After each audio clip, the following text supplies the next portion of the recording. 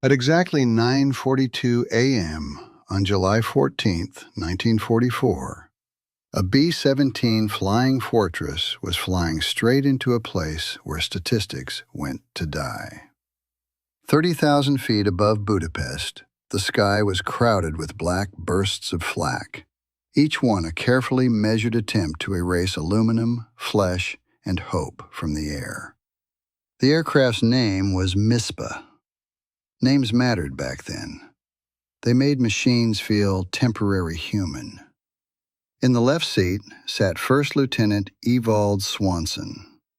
He was 24 years old enough to fly a heavy bomber through one of the most defended cities in Europe. Young enough that, statistically speaking, the war had not planned for him to survive very long. This was his 17th combat mission. 17 was a dangerous number. Not heroic, not unlucky, just far enough in that you knew how things usually ended. Below them were rail yards and oil facilities that fed the German war machine. On paper, the mission was simple. Drop the bombs, break the supply lines, turn southwest, go home. The kind of mission planners loved because it fit neatly into a paragraph and didn't mention the part where people were shredded by shrapnel at 7 miles per minute. By mid-1944, crews in the 15th Air Force understood the real math. Out of every 10 men who climbed into a bomber like this, only 2 would make it home untouched. The rest would be dead, captured, or listed as missing. The paperwork used softer language. The sky did not. Flak filled the air like iron weather, not aimed at MISPA personally, just fired in such quantity that eventually something would connect. This was not a duel. It was industrialized probability. Shells burst close enough to rattle bones, closer than comfort, closer than luck preferred. Inside the cockpit, Swanson watched the formation hold steady. 60 aircraft flying in rigid geometry as if discipline alone could intimidate gravity. Behind him sat men doing their jobs because stopping was not an option. The bombardier stared through his sight. The navigator tracked numbers. The gunners scanned empty sky, hoping it stayed that way. There was no panic. Panic came later. For now, everything was routine in the same way that walking across a minefield is routine if you do it often enough. The aircraft took hits, small ones at first. Holes punched clean through metal skin, nothing fatal, not yet. At this moment, nothing about the mission suggested it would be remembered. It was just another run over hostile territory, another thin thread stretched between survival and statistics. The kind of flight that wasn't supposed to make history. And that was the problem. Because history has a habit of beginning precisely when everyone involved believes they are still inside the plan. The bombs were released exactly as planned. 2 tons of steel and high explosive fell away from MISPA and dropped toward the rail yards below, shrinking fast, obedient to gravity, and orders written hours earlier on a briefing room chalkboard. For half a second, everything felt almost professional. The aircraft lurched upward as the weight disappeared, a familiar sensation, the bomber breathing a little easier, like a runner finally exhaling after a long sprint. That was the moment crews usually told themselves the hard part was over. It was not. The 88mm shell came from nowhere noticeable, which is how most fatal things arrive. There was no warning, no dramatic pause, no time for reflection. Just impact, a violent flash, a sound that was less an explosion and more the sudden absence of everything that had existed a fraction of a second earlier. The entire nose of the aircraft vanished. Not cracked, not crushed, gone. The bombardier's compartment ceased to exist. The navigator's desk, his charts, his instruments, the carefully calibrated Norden bomb sight, the plexiglass panels that had once framed the world ahead of them, all erased in an instant. 2 men were there a moment before, then they weren't. No screams, no struggle. History would later say they died instantly, which is the kindest phrasing war ever offers. The blast wave tore backward through the fuselage, ripping loose panels, shredding wiring, coating the cockpit in blood, insulation, and fragments that had once been part of an airplane. Where the nose had been, there was now open sky. 30,000 feet of it, blue, bright, and absolutely indifferent. Swanson looked forward and saw nothing where instruments should have been. No gauges, no control column, no panel. Just wind, cold, and the horizon rushing directly toward him. The control yoke had been mounted to structure that no longer existed. The instruments had been bolted to metal that was now somewhere over Budapest, falling much faster than they were. The aircraft pitched up violently. With the weight of the nose gone, the center of gravity shifted backward, and Mispa began climbing toward a stall, the kind that ends with a spin and no survivors. The laws of aerodynamics, normally polite and predictable, had decided they were no longer obligated to help. Cold air screamed into the cockpit. At 30,000 feet, it was 40 degrees below zero, and now there was nothing between that temperature and human skin. The wind tore at Swanson's flight suit, trying to pull him forward into the empty space where the nose had been. Blood froze where it splattered. The smell of cordite and metal filled the air, sharp and unmistakable. There was no panic yet. Panic requires time. This was faster than fear. Swanson had no airspeed indicator, no altimeter, no artificial horizon. He had no idea how fast they were going, how high they were, or whether the aircraft was flying or falling. He could only see the horizon through the massive hole in front of him and feel what the airplane was doing through his body. Aviation manuals did not cover this scenario. Boeing engineers had designed the B-17 to survive flak, fighters, and damage. They had not designed it to function without a front half. Somewhere behind him, the remaining crew realized the same thing. The mission was over. The formation was still flying. The war was continuing as scheduled. But Mispa was no longer part of the plan. The bomber was airborne by momentum and habit alone, a broken machine moving forward because it had not yet learned how to stop. And in that moment, staring into open sky where a cockpit used to be, it became clear that survival was no longer about flying. It was about refusing to fall apart fast enough for physics to notice. Flying usually meant instruments, needles, numbers, calm little dials quietly explaining what gravity was doing behind your back. Mispa had none of that now. The panel was gone. The gauges were gone. The airplane had been stripped down to the most primitive form of aviation imaginable. A man, an aluminum shell, and the horizon.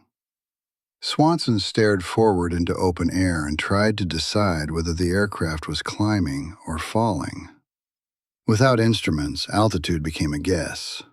Airspeed became a feeling in the stomach. Pitch and roll announced themselves through pressure on the seat and tension in the spine. This was not piloting. This was improvisation with consequences.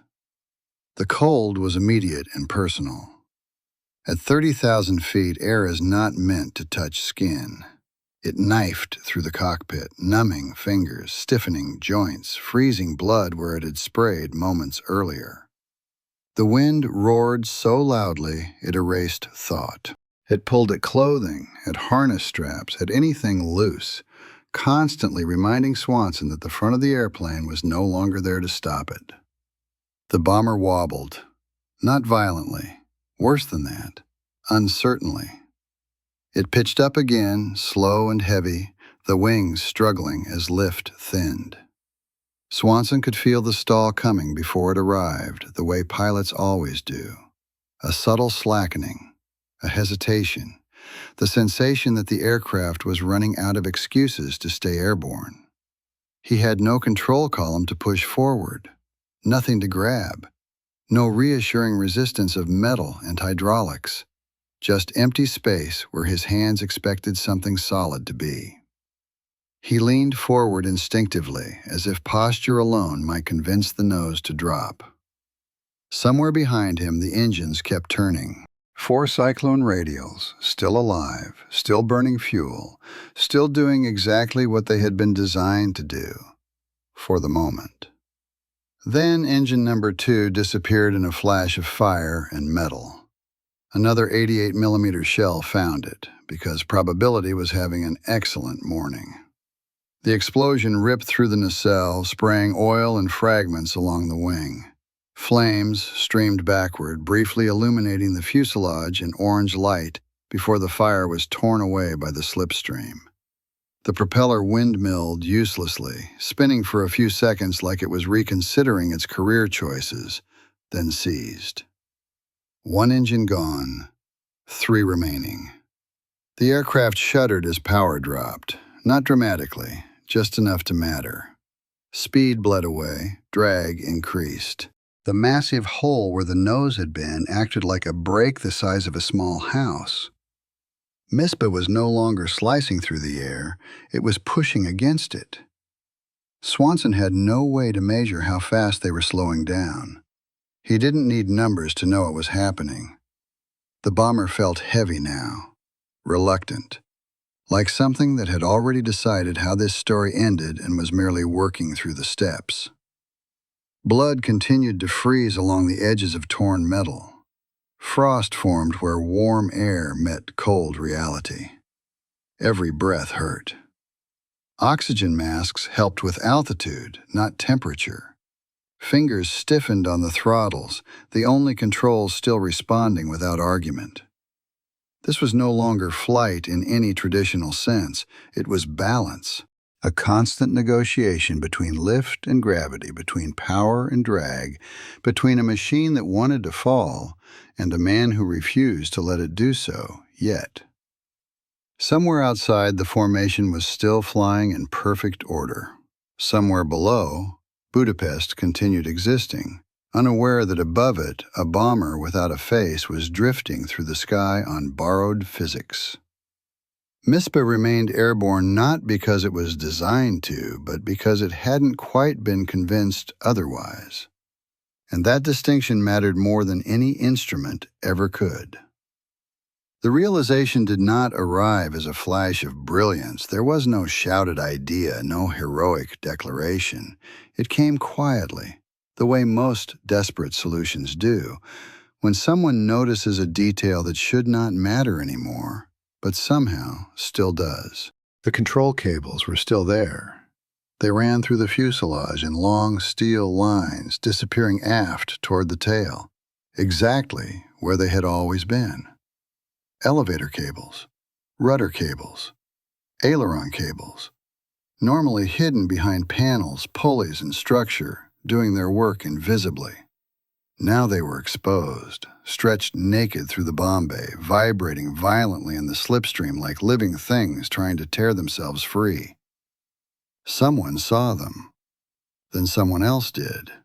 And in the thin air of a crippled bomber at 30,000 feet, an unspoken understanding formed. If the cables still moved, the airplane could still respond. The problem was that the cockpit no longer had anything connected to them. Swanson could move the rudder pedals all he wanted. The pedals moved. The cables did not.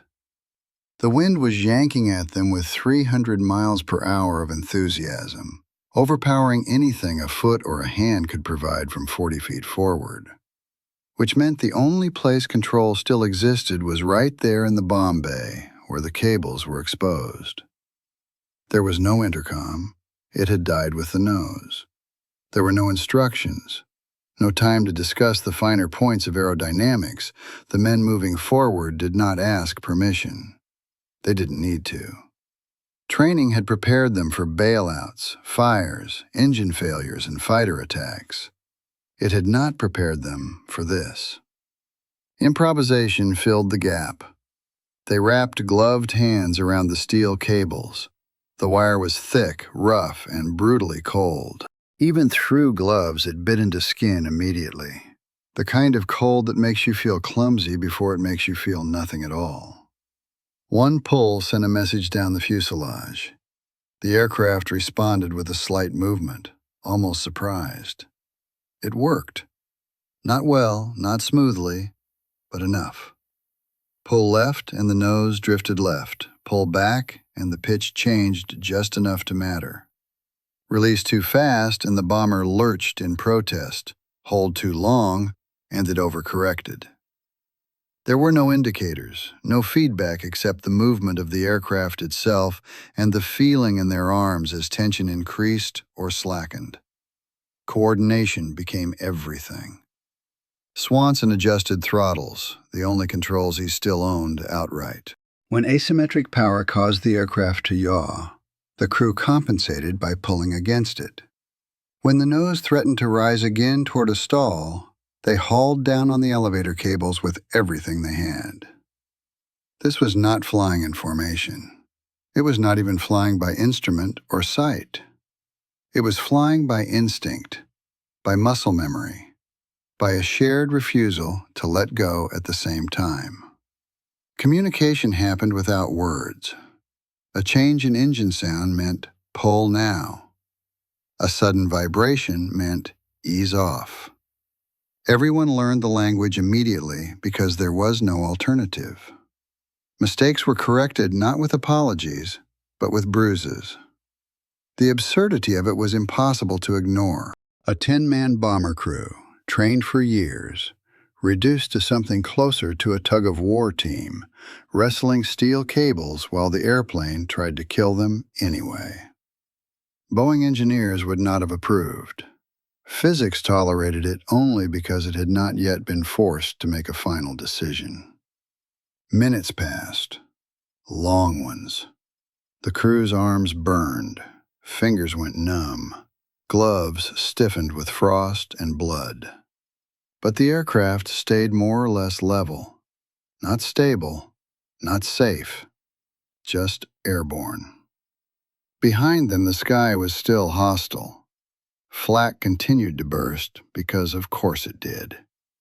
Ahead of them, the formation was already pulling away, 60 intact bombers obeying orders and momentum.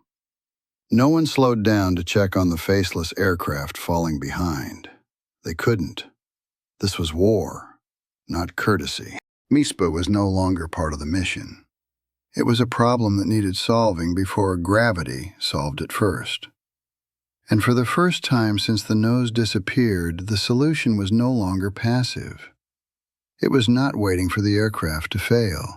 It was 10 men pulling against physics, one steel cable at a time, hoping that effort could substitute for design just a little longer. The formation did not slow down. It could not. 60 bombers continued on course, holding speed and altitude with the quiet discipline of men who understood the rules of survival. One aircraft failing was a tragedy. An entire formation slowing down was a massacre waiting to happen. MISPA fell behind. At first, the separation was subtle, a few hundred yards, then more. The dark shapes ahead grew smaller, their exhaust trails thinning into the distance. No one turned back.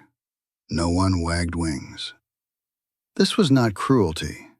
It was arithmetic. A bomber that could not maintain formation speed became a liability to everyone else.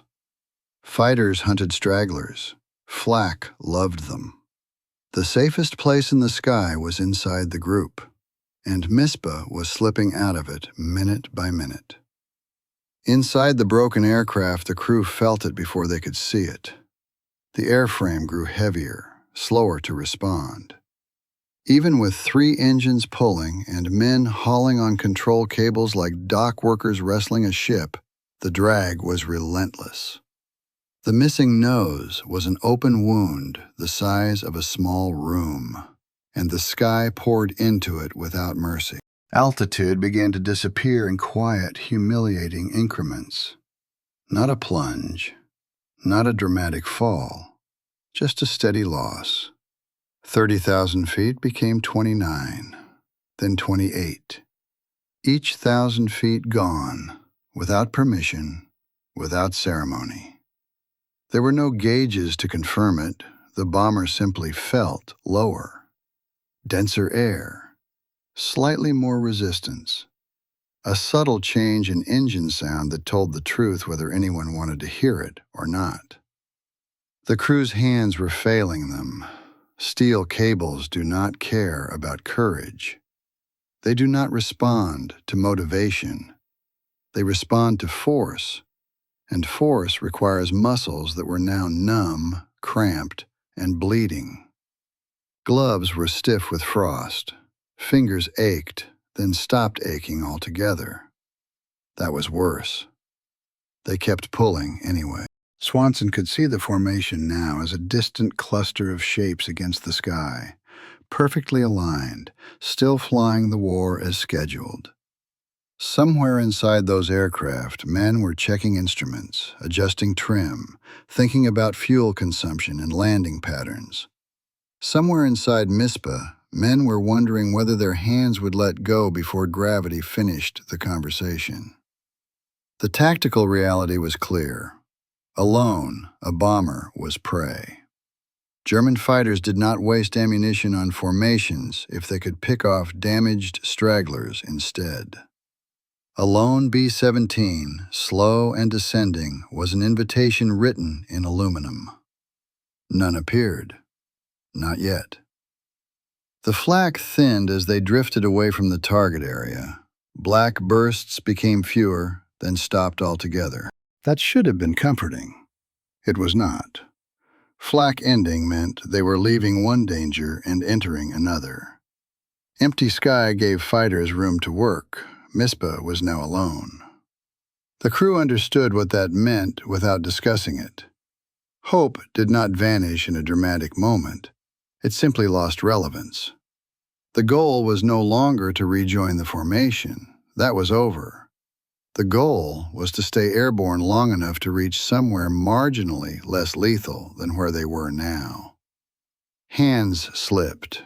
Corrections grew slower. Every control input took more effort than the last. The bomber wallowed slightly, wings dipping, then correcting, like something exhausted but stubbornly refusing to lie down. There was no anger, no blaming the formation. No bitterness about rules written by people far from the sky. This was how it worked. You stayed fast or you stayed behind. MISPA had chosen behind. And in the vast, indifferent airspace over enemy territory, that choice came with a very simple promise. Whatever happened next, it would happen alone. The first sign that time had finally run out did not come from the engines or the controls. It came from the tail. Far behind the cockpit, metal that was never meant to flex began doing exactly that. Not violently, not yet. Just enough to be wrong. A slow, sickening movement in the structure that held the vertical and horizontal stabilizers together. Aluminum ribs shifting. Stress traveling through joints that had already absorbed more punishment than their designers had promised. The tail was starting to fail. Everyone who could see it understood the implication immediately. A bomber without a tail does not glide. It does not wobble gently to the ground. It spins, it tears itself apart. It ends quickly and without witnesses. If that happened, there would be no parachutes. No last decisions, no second chances, just impact. Swanson knew it too. He didn't need instruments to explain it. He could feel it through the airframe, the same way you can feel when a chair beneath you is about to collapse. There was no fixing this, no clever solution left. No amount of cable pulling could reattach broken structure. The aircraft was dying. That left only one question, and it was not an aerodynamic one. Who gets out? There was no order given. There could not be. The intercom was gone. The wind would have swallowed words anyway. But orders were unnecessary. The logic was brutal and obvious. If everyone stayed aboard, everyone died. If some left while altitude remained, some would live. Training manuals described orderly bailouts, calm voices, procedures followed step by step. Reality did not bother with manuals. Reality required volunteers. The first man moved toward the waist gun opening without ceremony. He clipped his parachute harness with stiff, clumsy hands and positioned himself against the slipstream. For a moment, he hesitated, not from fear, from the simple awareness that once he let go, there would be no coming back. Then he jumped. The aircraft lurched. One set of hands gone from the control cables meant less precision. The bomber rolled slightly before the remaining crew compensated. It stayed airborne, barely. Another man followed, then another. Each jump made control harder. The cables slackened, then snapped tight as fewer arms tried to do the work of many. The nose pitched up, then down. Swanson adjusted throttles, chasing stability that no longer wanted to be caught. There was no shouting, no encouragement, no speeches about bravery. This was not that kind of moment. It was quiet, efficient, and devastatingly practical. The men leaving knew exactly what they were doing. They were trading control for survival, one body at a time. As they went, the aircraft grew more unstable. Wings dipped farther before corrections came. The tail flexed again, more visibly now. Time was compressing. The men who remained did not look at each other for long. Eye contact lingered just enough to acknowledge reality, then broke. There was no point in pretending this was fair. It wasn't. War rarely is. Swanson stayed at the throttles. He could not move. The moment he left his seat, the aircraft would lose what little coordination it had left. He was not choosing heroism. He was choosing physics. Someone had to hold the last thread together long enough for the others to escape. More parachutes disappeared into the sky. With each departure, the bomber became less of an aircraft and more of a suggestion. It responded slowly, reluctantly, like an exhausted animal refusing commands it no longer understood. Control inputs lagged. Overcorrections followed. The margin for error shrank to something theoretical. Finally, only a few remained. The decision was no longer abstract. It was immediate. Stay and die together, or leave in sequence and accept what followed. No one argued. No one needed convincing. The order of departure was decided without words, guided by proximity, by timing, by the simple understanding that the aircraft would not wait for hesitation. As the next man moved toward the exit, the bomber rolled sharply to one side. Swanson corrected with engine power alone. It worked, for now. The sky outside was vast and clear. Enemy territory stretched below. The war continued, indifferent to the private reckoning happening inside a broken machine. This was the point of no return. Not because the aircraft could not be saved, but because the people inside it had already chosen who would. By the time only 2 men remained, the aircraft was no longer pretending to be controllable. It wallowed through the sky, responding late and unpredictably, as if every correction had to be debated first. The cables hung slack behind the cockpit now, occasionally snapping tight when inertia demanded it, then sagging again like tired arms finally giving up. Swanson knew he should leave. He also knew he wouldn't. Not yet. Below them, parachutes were still descending. Small white dots drifting slowly, carried by wind toward whatever waited on the ground. Distance mattered. Every extra second in the air pushed those men farther from the crash site that everyone understood was coming. German patrols would search where the bomber fell, not where the parachutes landed minutes earlier. That difference could mean capture instead of death, or escape instead of years behind wire. So Swanson stayed. He kept his hands on the throttles, adjusting by instinct, nursing what little stability remained. The engines droned steadily, indifferent to loyalty or sacrifice. 3 of them still ran, still producing power, still burning fuel that no one could measure anymore. The bomber descended through 19,000 feet, then 18, the air growing thicker, heavier, louder.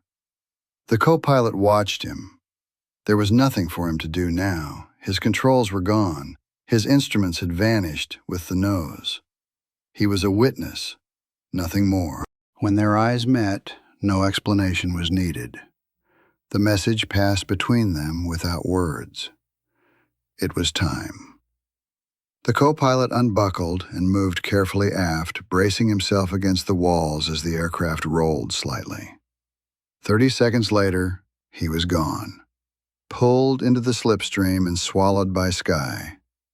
Swanson was alone. One man, 65,000 pounds of damaged bomber. Enemy territory below. The aircraft responded immediately to the loss. It dipped left, then pitched down. Swanson compensated with throttle, the last control still speaking his language. It worked just enough. He glanced forward into open air where the nose had been, and then back toward the narrow passage leading to the exits. 30 seconds, maybe less. He released the throttles and unbuckled his harness. The moment he stood, the wind tried to take him forward, toward the empty space ahead. He fought it, bracing against metal, moving aft as the bomber began a slow, determined roll. The control cables hung useless now, unmanned, swinging gently as if nothing important depended on them anymore. The aircraft accelerated into a dive. Not vertical, not yet, but enough that every step required effort. G-forces pressed him sideways. The floor vibrated under his boots. The roar of the engines deepened as speed increased, the sound of a machine finally giving in to gravity. He reached the waist gun opening as the bomber dropped through 17,000 feet. The ground below rushed closer, farms and forests coming into focus. There was no time to think about anything else. He clipped his parachute, positioned himself, and jumped. The slipstream hit him like a wall. The bomber streaked past, engines still roaring, already pulling away downward. He pulled the ripcord. The parachute opened violently, snapping him upright as silence replaced noise. He looked down. The bomber continued its dive. The tail, already failing, twisted once, then tore free. The rest followed seconds later, breaking apart as it vanished into the trees below. A column of smoke rose where it hit.